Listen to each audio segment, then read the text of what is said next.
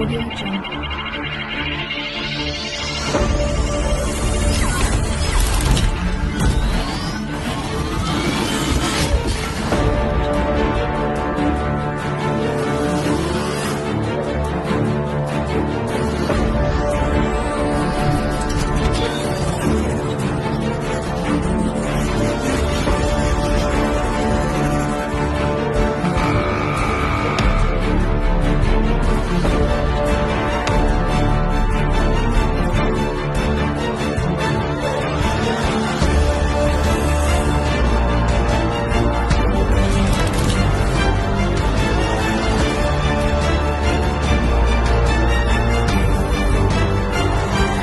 Hi vlog! Before we start, I will introduce our department, Engineering and Security.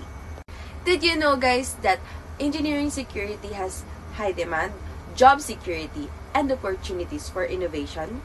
And hindi lang yan, we have the chance to impact the society while providing character development. So for more info, kailangan nyo tapusin ang video na to para marami kayong matutunan.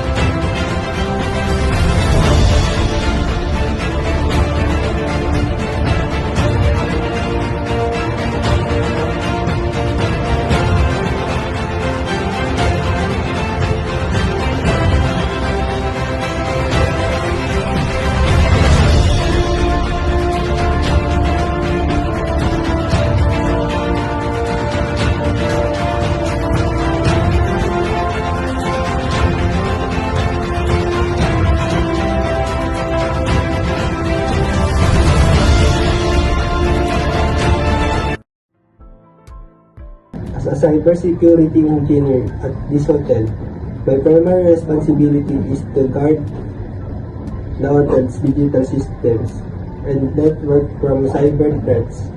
My goal is to ensure that all guests and staff can interact with our system safely, while also complying with industry regulations and best practices. I work to protect sensitive guest information, including credit card details and personal cards, by implementing robust encryption, firewalls, and intrusion detection systems. I immediately check the user's credentials and activity history. Additionally, I collaborate with the IT team to ensure that hotel management systems, booking platforms, and employee devices are secure from malware, phishing attacks, and other threats. Good day, I'm Edgardo, the physical security in this hotel. I know you are worried about your safety because the rumors about the thief here at the hotel.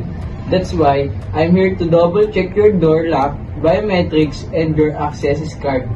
As a physical security officer at this hotel, I am responsible for monitoring surveillance system, patrolling the premises, and ensuring that all safety protocols are followed.